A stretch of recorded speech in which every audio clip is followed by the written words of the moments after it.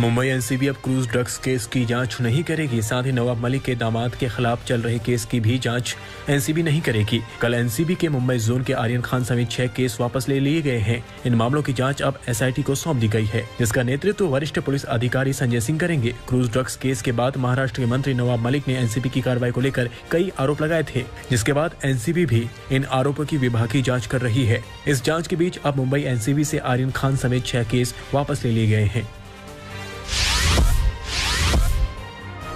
Mumbai NCB से cruise drugs case वापस लिए जाने के बाद महाराष्ट्र सरकार में मंत्री नवाब मलिक ने तंज कसते हुए कहा कि अभी ये सिर्फ शुरुआत है, सिस्टम को जड़ से साफ करने की जरूरत है। नवाब मलिक ने ट्वीट किया कि समीर वानखेड़े को 5 केस से हटाया गया, अभी 26 और मामलों की जांच होनी है। ये तो बस शुरुआत है, सिस्टम को जड़ से साफ किया जाएगा। केस ट्रांसफर के बीच समीर वानखेड़े ने आज तक से बातचीत में कहा कि मैं मुंबई एनसीबी का जोनल डायरेक्टर हूं और मुझसे पद नहीं दिया गया है। समीर वानखेड़े ने कहा कि मेरी भी मांग थी कि central agency Aryan Khan case को और नवाब मलिक के आरोपों की जांच करे। ये अच्छा है कि एसआईटी अब इस केस की जांच करेगी। साथ ही वानखेड़े ने यह भी कहा कि ड्रग्स के खिलाफ मैं अपने ऑपरेशन आगे भी जारी रखूंगा। तेल के दाम को लेकर सियासी संग्राम तेज हो गया है। बीजेपी सवाल कर रही है कि कांग्रेस शासित राज्य वैट क्यों नहीं घटाती है। छोटी दीपावली को केंद्र सरकार ने पेट्रोल पर 5 और डीजल पर 10 रुपए प्रति लीटर उत्पाद शुल्क घटाने का ऐलान किया था, जिसके बाद तमाम बीजेपी शासित राज्यों ने भी पेट्रोल डीजल पर वैट घटा दिया। अब बीजेपी नेता कांग्रेस शासित राज्यों पर वैट घटाने का दबाव बना रहे हैं। इस बीच छत्तीसगढ़ के सीएम भूपेश बघेल ने कहा कि सरकार ने 30 रुपए बढ़ाया और अब 5 रुपए कम करके वाहवाही लूट रहे हैं। केंद्र सरकार को एक्साइज ड्यूटी और कम करनी चाहिए। अमेरिका 8 नवंबर से भारत सहित पूरी तरह से टीकाकरण कर चुके अंतर्राष्ट्रीय यात्रियों के लिए सभी प्रतिबंधों को हटा लेगा। हालांकि यात्रियों को अमेरिका की उड़ान भरने से पहले कोरोना की नेगेटिव रिपोर्ट दिखानी होगी। बताया जा रहा है कि अमेरिकी राष्ट्रपति जो बाइडेन पर पर्यटन उद्योग का दबाव था, जिसके चलते बाइडेन प्रशासन की ओर से यह फैसला लिया गया।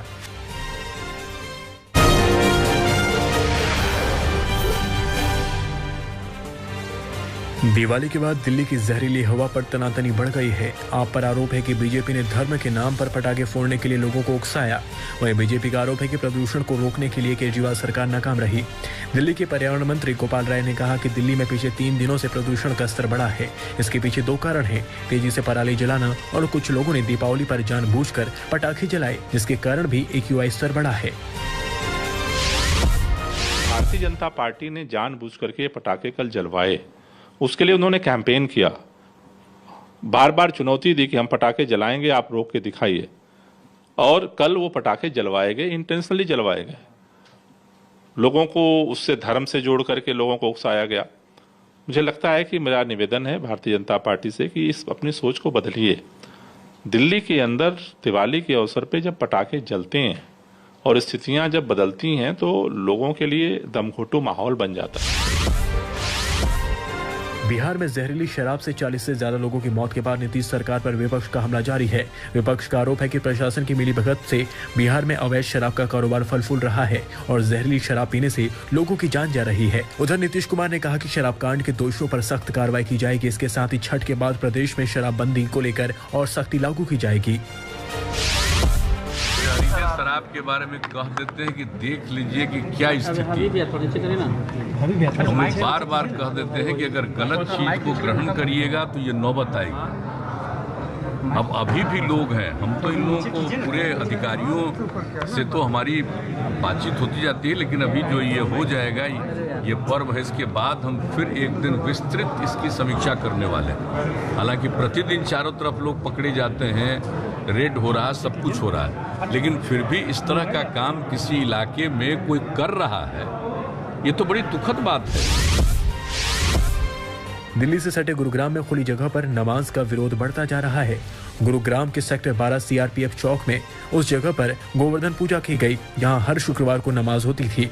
हिंदुवादी संगठनों ने कई दिन पहले ही यहाँ गोवर्धन पूजा करने का ऐलान किया था, जिसमें दिल्ली के बीजेपी नेता कपिल मिश्रा भी पहुंचे। इस घटना पर AIMIM प्रमुख असदुद्दीन ओवैसी ने कहा कि गुरुग्राम में शुक्रवार की नमाज का विरोध इस बात का सटीक उदाहरण है कि ये प्रदर्शनकारी कितने कट्टरपंथी हो गए हैं। ये मुसलमानों के प्रति सीधी नफरत है।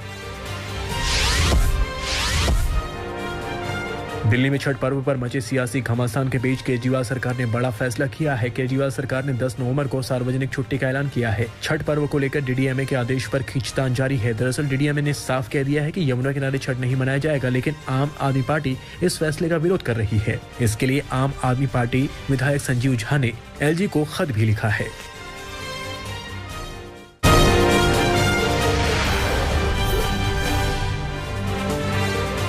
दिल्ली के जाफराबाद इलाके में गैस रिफिलिंग शॉप पर भीषण आग लग गई। दमकल विभाग के 5 स्टाफ आग बुझाने की कोशिश में घायल हो गए। हादसे में इलाके के 2 लोग भी झुलस गए। फायर ब्रिगेड की 6 गाड़ियों ने आग पर काबू पाया। जानकारी के मुताबिक दुकान में आग बुझाते वक्त सिलेंडर में ब्लास्ट हुआ, जिसके बाद आग भड़क गई। दमकल विभाग के 5 कर्मियों को इलाज के लिए अस्पताल में भर्ती कराया गया है।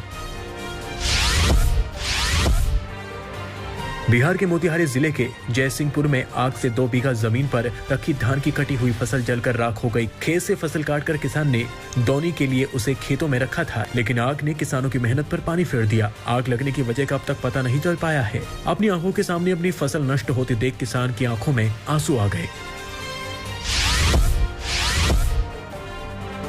मध्य प्रदेश के अलीराजपुर जिले के बोकड़िया गांव में खूनी संघर्ष में 4 लोगों की मौत हो गई। दरअसल मामला 1.5 साल का एक प्रेम प्रसंग का है। इसमें लड़की पर आरोप था कि वो अपनी मां का 1 किलो चांदी ले गई।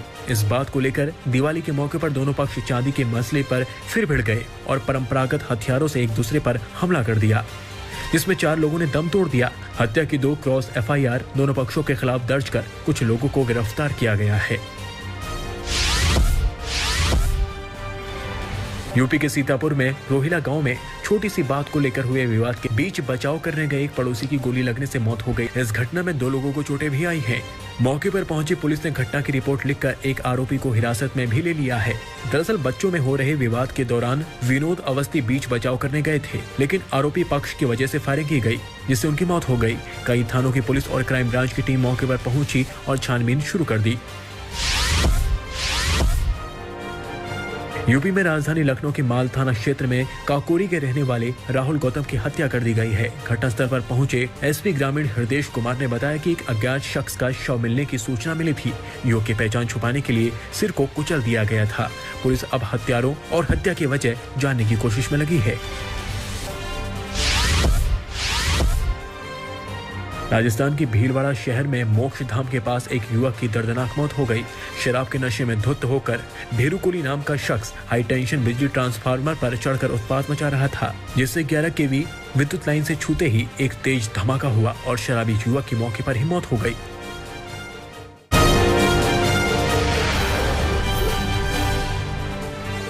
जाकोरा के साइया मार सके न कोई, ये चमत्कार हुआ है झुंझुनू के नवलगढ़ के खिरोड़ी गाँव में। यहाँ एक बाइक पर सवार 4 लोगों के ऊपर से ट्रैक्टर गुजर गया और चारों सकुशल बच गए।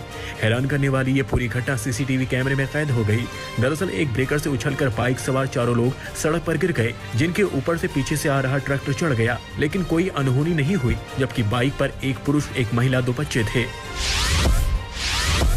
बिहार के मुजफ्फरपुर के गोरीगमा गांव में एक शख्स के घर से 10 फीट लंबा और 14 किलो भारी अजगर निकलने से हड़कंप मच गया। ग्रामीणों की सूचना पर वन विभाग की टीम ने काफी मशक्कत के बाद अजगर को पकड़कर रेस्क्यू किया। इससे पहले गांव में उस वक्त अफरा तफरी का माहौल बन गया जब घर के दलान में लोगों ने विशालकाय अजगर को देखा। देखते ही देखते वहां लोगों की भीड़ जमा हो गई। बाद में अजगर के पकड़े जाने के बाद लोगों ने राहत की सांस ली। बिहार में सीतामढ़ी के जानकी स्थल पर पुलिस और पब्लिक के बीच भिड़ंत हो गई, जहां कुछ पुलिस वालों के ऊपर महिलाओं से बदसलूकी का आरोप लगा और उसके बाद देखते ही देखते बड़ा बवाल खड़ा हो गया। आक्रोशित लोगों ने बाद में पुलिस वालों को घेर लिया और उनके साथ धक्का मुक्की की। दरअसल ट्रैफिक नियमों को लेकर गाड़ी रोकने के दौरान पुलिस पर महिला के साथ बदसलूकी का आरोप लगा। स्थानीय लोगों का आरोप था कि पुलिस वाले महिलाओं की बेवजह पिटाई कर रहे थे। बिहार के दरभंगा जिले में पानी के गड्ढे में डूबने से 2 बच्चों की दर्दनाक मौत हो गई। मृतक दोनों बच्चे छठ मनाने परिवार के साथ दिल्ली से दरभंगा पहुंचे थे। मौत के बाद इलाके में मातम छा गया है। परिवार के सदस्यों का रो रो कर बुरा हाल है। मौके पर पहुंचे बिशनपुर थाने की पुलिस ने शव को अपने कब्जे में लेकर पोस्टमार्टम के लिए भेज दिया है। गाँव के लोगों ने पीड़ित परिवार के लिए मुआवजे की मांग की है। पंजाब के पटियाला के पास राजपुरा में मिर्ची मंडी में 4 बच्चों की मौत गंदा पानी पीने से हो गई। मामला फूड पॉइजनिंग का बताया जा रहा है। मृत बच्चों के परिवार का आरोप है कि पानी साफ सुथरा न मिलने की वजह से बच्चों की मौत हुई है। हालांकि डॉक्टरों के मुताबिक ये जांच का विषय है। एक साथ 4 बच्चों की जान कैसे जा सकती है।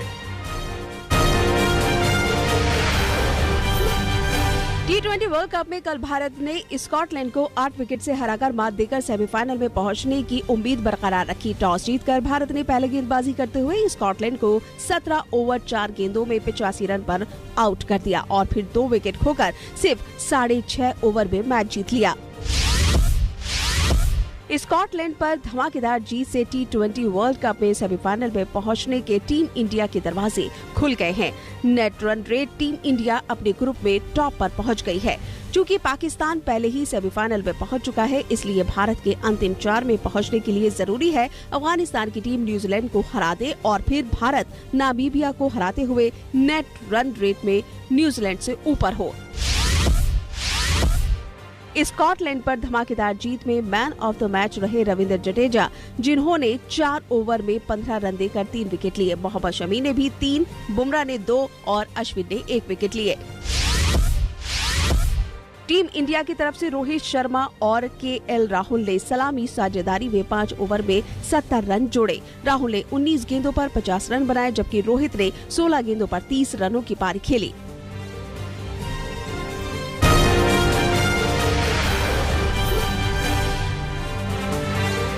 पर्यावरण को लेकर गलत जानकारी फैलाने में फेसबुक की भूमिका के खिलाफ अमेरिकी संसद के बाहर अनोखा प्रदर्शन। पर्यावरण संस्था ने बर्फ के विशाल टुकड़े की आइसबर्ग जैसी कलाकृति बनाकर लगाई। कहा, इस मुद्दे पर तय हो टेक कंपनियों की जवाबदेही और उन पर कार्रवाई होनी चाहिए। तालिबान राज में बढ़ते आतंकी हमलों के चलते तालिबानी लड़ाकों ने चेक पॉइंट्स पर तलाशी अभियान शुरू किया है।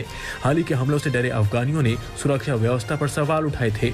2 नवंबर को काबुल स्थित मिलिट्री अस्पताल के हमले में 25 लोग मारे गए थे। जापान की राजधानी टोक्यो पहुंचे जर्मन सेना के प्रमुख ने मिलिट्री बेस का जायजा लिया।